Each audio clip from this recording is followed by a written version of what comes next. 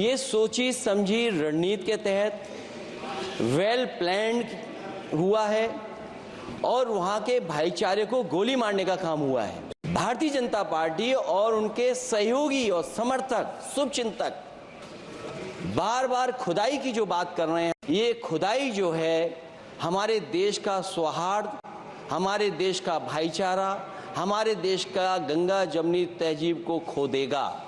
ये लड़ाई दिल्ली और लखनऊ की है। शून्यकाल से अखिलेश यादव जी। मैं धन्यवाद देना चाहता हूं अध्यक्ष महोदय आपका। नहीं, हम जो कमिटमेंट करते हैं ना उसको पूरा करते हैं, लेकिन सब दलों के नेताओं की बात में कमिटमेंट होने के बाद भी आप बेंच पे आए जो ठीक नहीं है। अध्यक्ष महोदय, कमिटमेंट में, क्रेडिबिलिटी में आपका कोई जवाब नहीं। नहीं ये कम है। लेकिन दाईं तरफ वाले लोगों का थोड़ा हिसाब किताब अलग है। अध्यक्ष महोदय, मैं धन्यवाद देता हूं आपका कि आपने बहुत महत्वपूर्ण घटना पे मुझे बोलने का अवसर दिया है।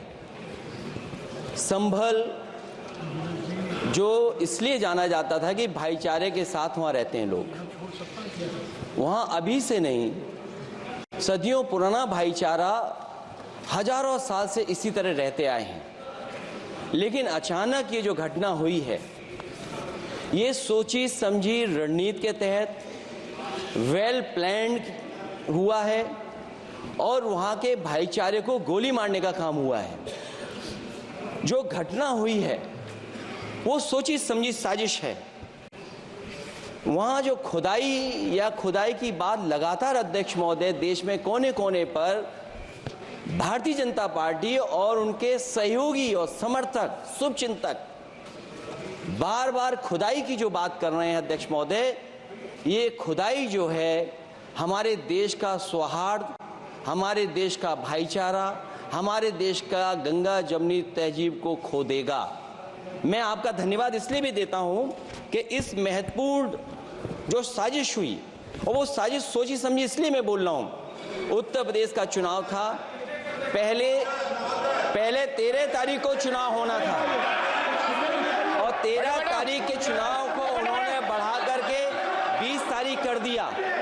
और इस जो घटना है मैं आपके सामने पढ़ना चाहता हूं। अध्यक्ष महोदय, ये यात्रा रुकी क्यों नहीं है? यात्रा ले जाओ दूसरी तरफ। अध्यक्ष महोदय, संभल की शाही जामा मस्जिद के खिलाफ 19/11/2024 को सिविल जज सीनियर डिवीजन छंदौसी संभल में एक याचिका डाली गई। कोर्ट ने दूसरे पक्ष को, अध्यक्ष महोदय सुनिए, ये सुनना चाहिए, हम यूं ही नहीं कहते थे। आप तो संक्षिप्त में बोले। अध्यक्ष महोदय, हम यूं ही नहीं कहते थे कि संविधान ये मानती नहीं सरकार। हम यूं ही नहीं कहते थे कि संविधान नहीं मानती। जब प्लेसेस ऑफ वर्शिप एक्ट है, प्लेसेस ऑफ वर्शिप एक्ट है, हम बनते तो बहुत कुछ हैं। संभल के शाही जामा मस्जिद के खिलाफ 19/11/2024 को सिविल जज सीनियर डिवीजन चंदौसी संभल में एक याचिका डाली गई। कोर्ट ने दूसरे पक्ष को सुने बगैर उसी दिन 19/11/2024 को सर्वे के आदेश दे दिए। ताज्जुब की बात है, संभल के जिलाधिकारी संभल और पुलिस अधीक्षक संभल आदेश को पढ़े बगैर 2 घंटे के बाद सर्वे के लिए पुलिस बल के साथ शाही जामा मस्जिद पहुंच गए। जामा मस्जिद की कमेटी, जनप्रतिनिधि, उलेमा इकराम, सभी अधिवक्ताओं ने सहयोग दिया। जिलाधिकारी संभल और पुलिस अधीक्षक संभल ने 2.5 घंटे सर्वे के बाद कहा सब सर्वे पूरा हो चुका है और अब रिपोर्ट कोर्ट को भेज दी जाएगी। लेकिन दिनांक 22/11/2024 फ्राइडे को जुम्मे की नमाज के लिए लोग नमाज अदा करने के लिए जामा मस्जिद पहुंचे, लेकिन पुलिस प्रशासन ने बैरिकेड लगा दिया ताकि लोग नमाज न पढ़ सकें।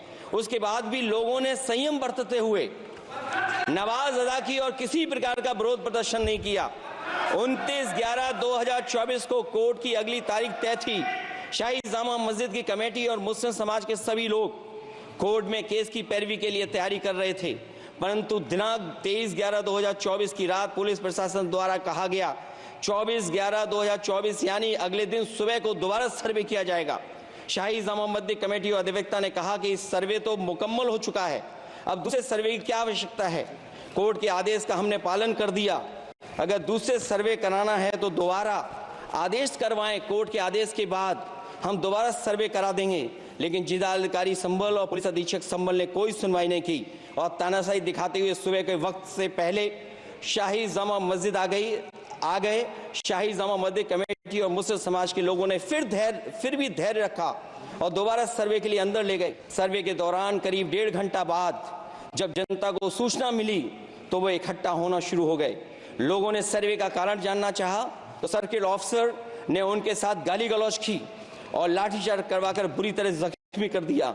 इसका विरोध करते हुए चंद लोगों ने पत्थर चलाए, जिसके बदले में पुलिस के सिपाही से लेकर के अधिकारियों तक ने अपने सरकारी और प्राइवेट हथियारों से गोलियां चलाई, जिसका वीडियो रिकॉर्डिंग है, जिसके एवज में दर्जन लोग गोलियों से घायल हो गए हैं। 5 मासूमों जो कि अपने घर से सामान लेने के निकले थे, उनकी मृत्यु हो गई। संभल का माहौल बिगाड़ने में